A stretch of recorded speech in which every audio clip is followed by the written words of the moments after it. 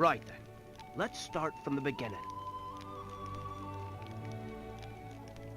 You know him as King Elessar, but he is most commonly known as Aragorn.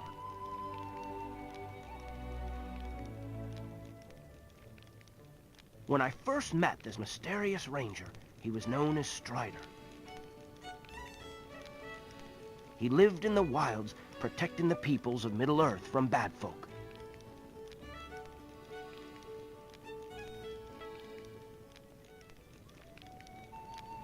Some years back, Master Frodo and I, and a couple of rascals you know as Merry and Pippin, had undertaken a most dangerous quest.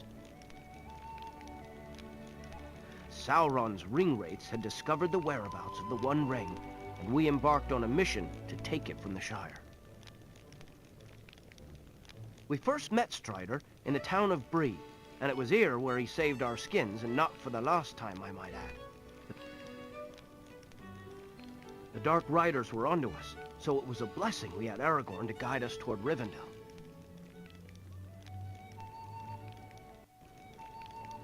Imagine how us hobbits felt. Scariest thing we'd ever come across was old Farmer Maggot. It was Strider that saved us. Charged straight into the Nazgul. Fearless he was. They knew they'd met their match and made off. Poor Master Frodo, though. He'd been injured. We managed to get him to Rivendell, where the elves tended to his wounds.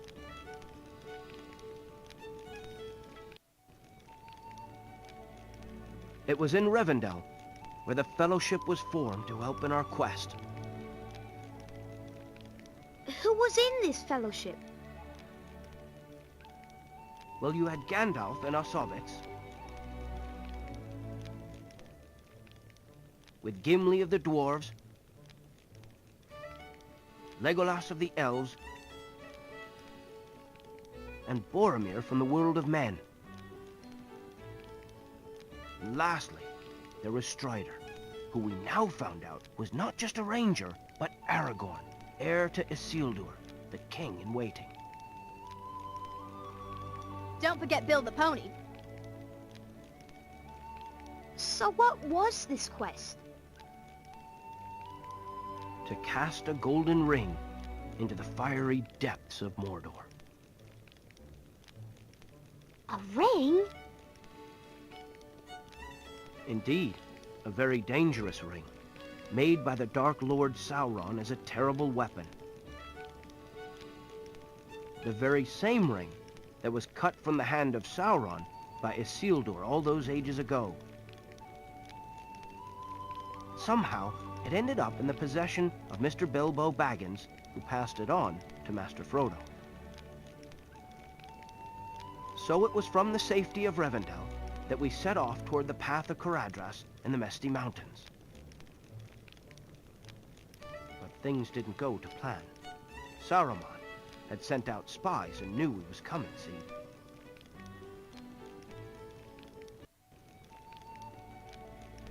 So we made our way down the mountain. However, the route to the mines of Moria was still a perilous one. Waiting for us was goblins. No! Oh yes, evil little creatures, with nothing but pure malice in their hearts, and they meant us ill.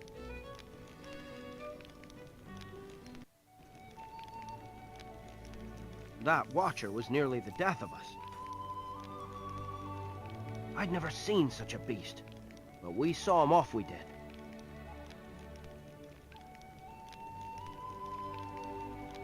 It was here. It dawned on me what a truly dangerous path we'd taken, and it was about to get worse.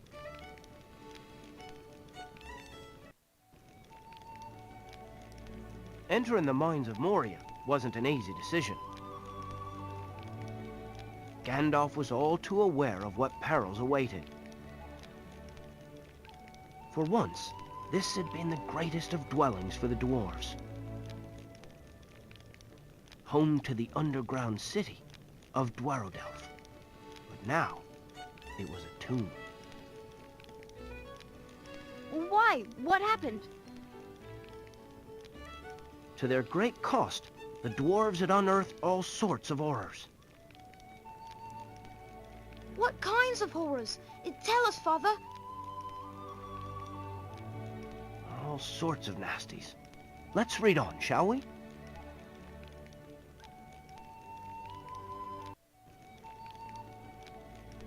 I could now see why Gandalf feared the mines of Moria. It truly was a place of dread. So far, we'd only come across goblins, but even greater perils awaited us.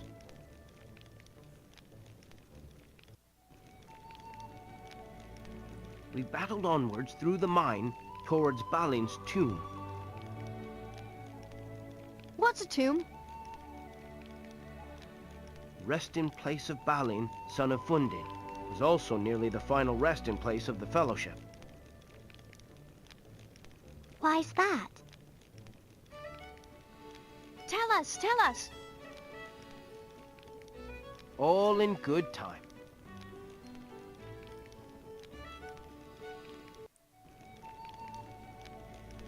The final blow was made, and the troll was slain, but it was quickly realized that we needed to escape as the hordes of goblins kept coming. Gandalf guided us to the bridge of Khazad-dûm. We made our way to the bridge, but Gandalf could sense a threat awaiting us. A threat even greater than goblins, for we were about to encounter Durin's Bane.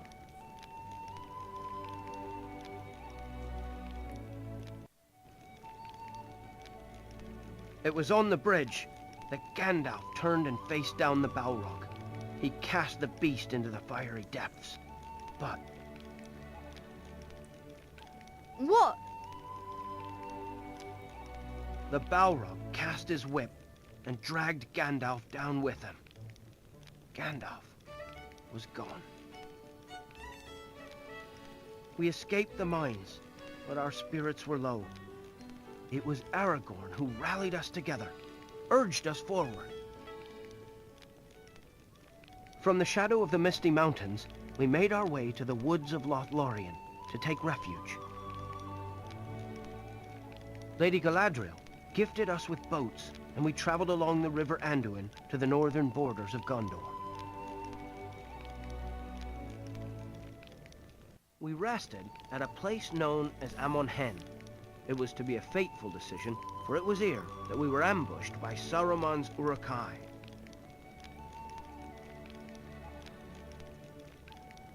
Uruk-hai? Saruman's minions, men crossed with orcs, a dark evil. Did you escape? We did, but it too was at a great cost, for this was to be the Fellowship's darkest hour.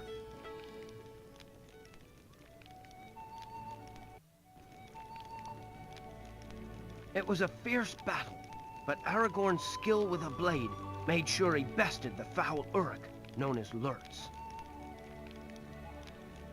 Alas, it was too late, for Boromir lay mortally wounded. He had fought bravely to save both Merry and Pippin, but the Uruk-hai were too many. They were captured? That they were. Master Frodo and I managed to escape down the river, but the Uruk-hai had mistaken Merry and Pippin for the ring-bearers and swept them up.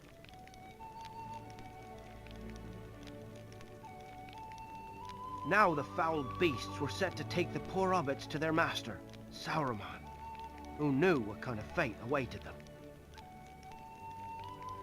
They were lucky, see? They had Aragorn looking out for them. He picked up their trail into the plains of Rohan, and the chase was on.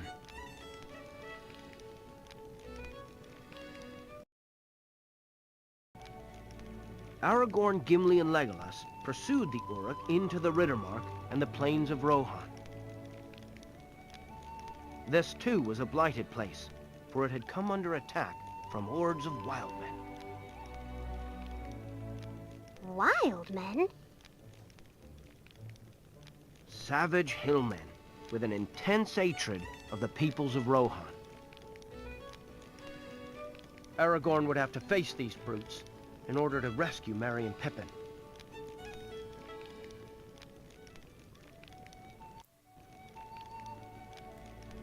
Aragorn followed the trail into Fangorn Forest, but alas, he wasn't to be reunited with the two hobbits just yet. Why? They'd been saved by Treebeard. Who's Treebeard? A huge, tree-like creature known as an Ent, a shepherd of the forest. And what of Aragorn? Well, in Fangorn, he was to be reunited with an old friend, Gandalf. But hadn't Gandalf fallen in Moria? Not so. Gandalf had defeated the Balrog and returned renewed as Gandalf the White. With Sauron's hordes on the borders of Rohan, Gandalf and Aragorn went to the aid of King Theoden.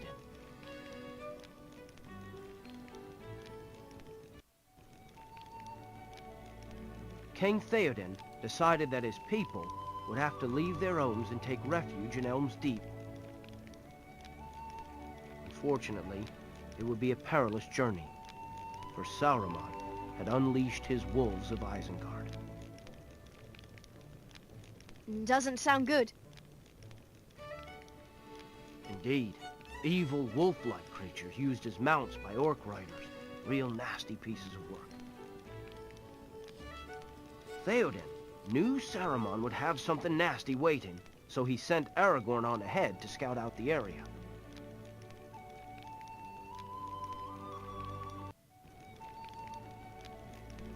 It had been a bloody encounter, but Aragorn had cleared the way.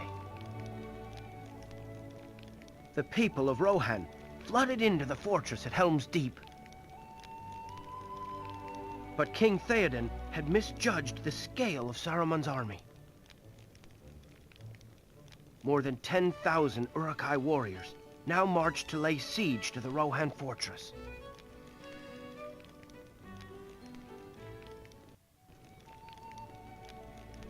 The people of Rohan now had refuge, but the respite would be short. With Gandalf gone in search of aid, Aragorn was needed more than ever. The few defenders of Helm's Deep faced the 10,000 Uruk-hai of Saruman. It all looked hopeless.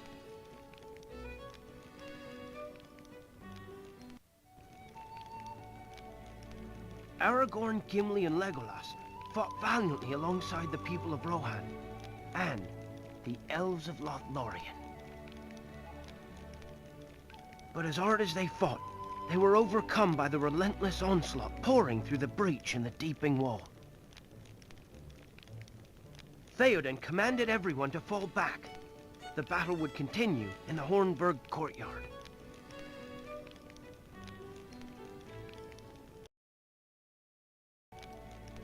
The situation looked hopeless. It was here in the keep that they planned to make their final stand. Not sure I want to hear this bit.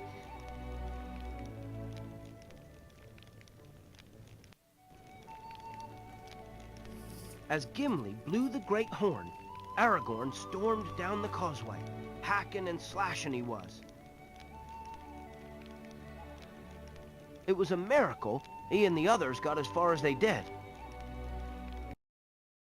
But it seemed that this would be it for Aragorn. But salvation was at hand, in the form of Gandalf. He'd returned with Rohirrim cavalry, a more magnificent sight you couldn't imagine as they charged down the side of that valley.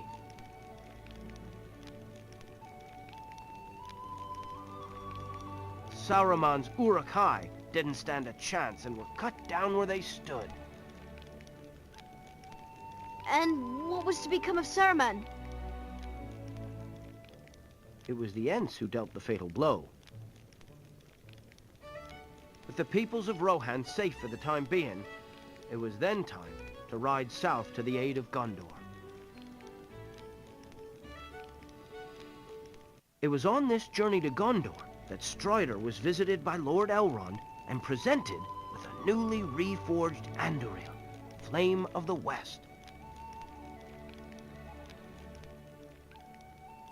This was no ordinary sword, mind you, for in the hands of a king, it had the power to summon the most deadly of armies. What do you mean, deadly? The cursed Oathbreakers of Dunharrow, once allied to Isildur, but now cursed for breaking their oath. As foretold in the prophecy, Aragorn entered the paths of the dead. Under the haunted mountain, he was to call upon them to fulfill their oath. Tell us more!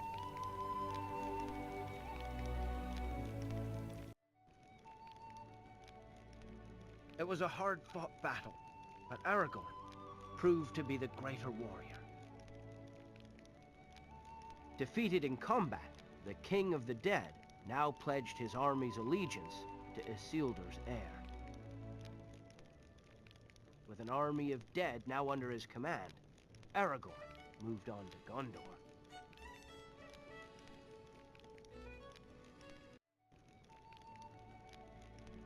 Aragorn didn't waste any time.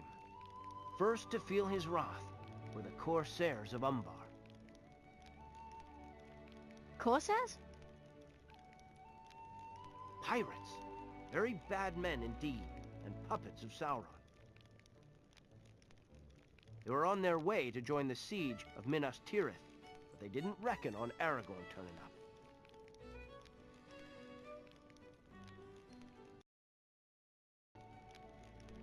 The Corsairs proved no match for the combined force they faced.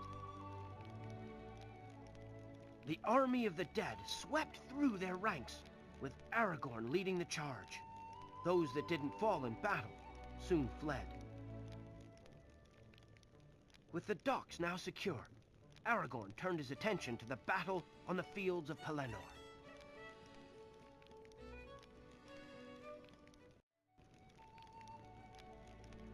Things were looking bad on the field of battle. Were the forces of Mordor winning? I'm afraid so. Losses were mounting, and King Theoden had fallen to the Lord of the Nazgul. Just when all seemed lost, salvation came from the docks in the form of Aragorn and his undead army.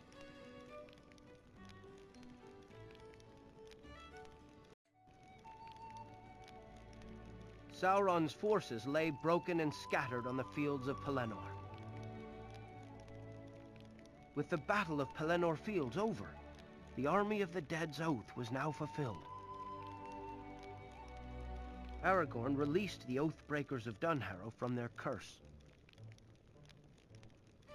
Had Aragorn won the war? No, the battle for Minas Tirith still raged on.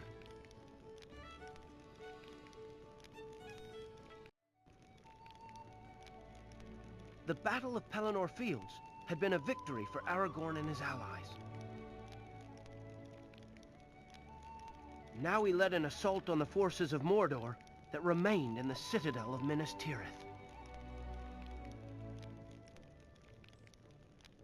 But it was to be a hard-fought battle.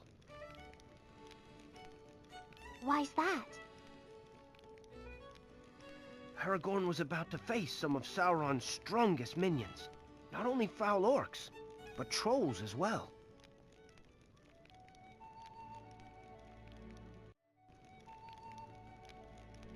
Minas Tirith had been saved, but again, the cost was high. Many had fallen. So what was to become of you and Master Frodo?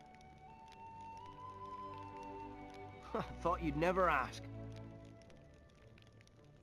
Me and Master Frodo had sneaked into Mordor and were trying to get to Mount Doom. thing was, the place was crawling with Sauron's forces. So what did you do? Well, it isn't what we did.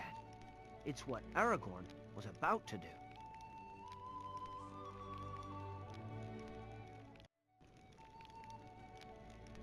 Aragorn knew that he had to assemble what forces he could and march on the Black Gate. He knew he must keep Sauron's eye fixed upon them instead of looking for me and Master Frodo. So he marched his army into certain death to give us a fighting chance.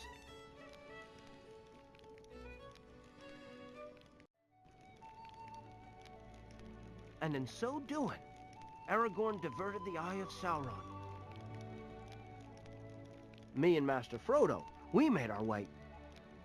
We've heard this bit 100 times. Well, one more time won't hurt then.